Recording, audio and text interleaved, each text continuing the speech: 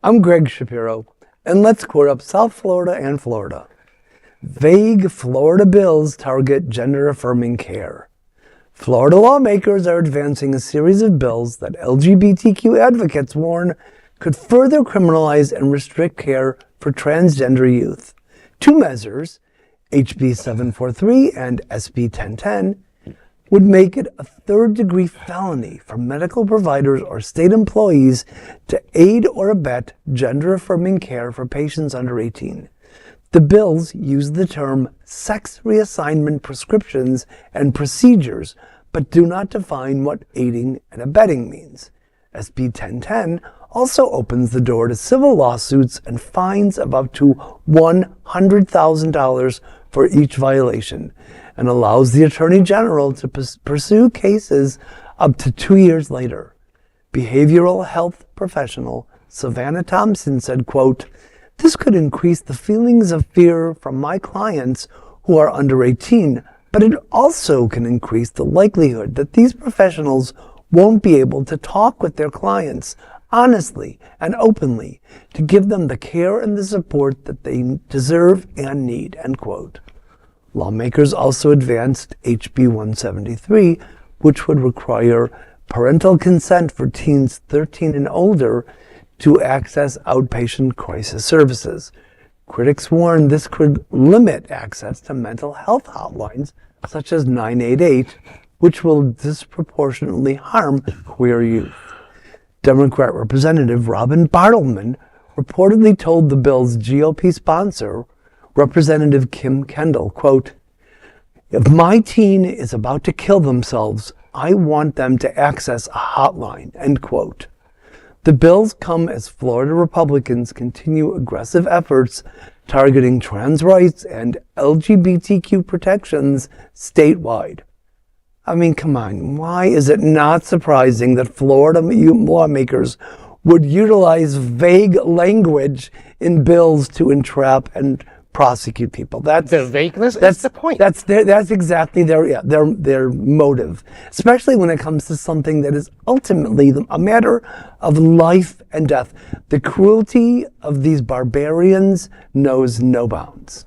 The fact that a lot of these politicians have children of their own. Can you?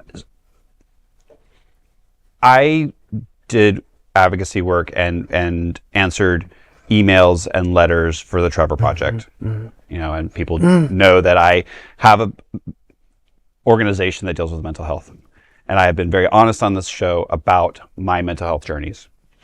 To think that a 13-year-old, I remember when I was 13 and dealing with stuff, I was scared enough to say something, nor did I know where to reach out. To have to go to my parents and say, "Mom, Dad, I need help. I need your permission for me to call for help," is unimaginable. And I hate to say this, but what is going to happen when one of these lawmakers that has a child, whether they be straight or gay or bisexual or transgender, who is being bullied and needs help and gets turned away, it won't be there. And it won't be there. And then all of a sudden that child commits suicide. Yeah. Mm-hmm. And that lawmaker who passed that law now has that on their hand because they caused their own child's death.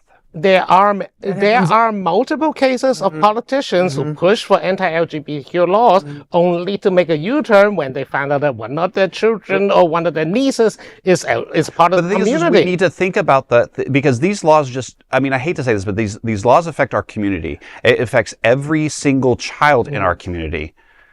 That's also the biggest difference. You're talking about there was a U.S. Senator Republican. He didn't support marriage equality.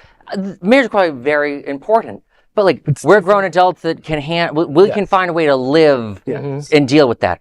We're talking about children in mental health crisis situations, in gender-affirming care situations with their doctors. This is a very different situation. These people could harm a lot of kids, and the Florida legislature is absolutely unhinged this year. They're trying to do this. They're also, at the same time, they're trying to make it legal. So right now, if a cop knows he's breaking the law, he's not allowed to beat you up while he's doing it. I didn't know that needed to be said, but apparently that they want to repeal that law. And that's crazy. And this is crazy. The Florida legislature has lost their friggin' minds. And I see this, and I'm like, what the heck are you doing? They are coasting on their Republican supermajority. They think that they gerrymander the states into a red super state, and now they are basically just going to pursue every policy on their whim. I mean, modern American politics has now come to the point where it is no longer about policy for the people. It's about who can make the other side cry. Well, yeah, we knew that DeSantis was going to be even crazier, especially when he wasn't going to be considered to be president. We knew this is all going to be about him going nuts in his last year. And now it is about the road for his wife to become governor. Well, I don't even think she's declared, but we're seeing this, and I do want to remind the medical community, yes, they're trying to pass laws to make it so that you have to pay fines if you help our community. I still expect you guys to do your duty. There are certain things. This country is changing in the way where there are certain things that are more important than the law. Like, to paraphrase and butcher a West Wing episode thing about if the law says it's illegal for a doctor to set the leg of a man, you still set the guy's leg, doctor. Agreed. That's what the standard should be. You know how the Hippocratic oath. Yep. No. Absolutely. Well, there is no other queer non-profit media platform like this in the entire world. Support our LGBTQ stories by sharing them and subscribing to Queer News Tonight.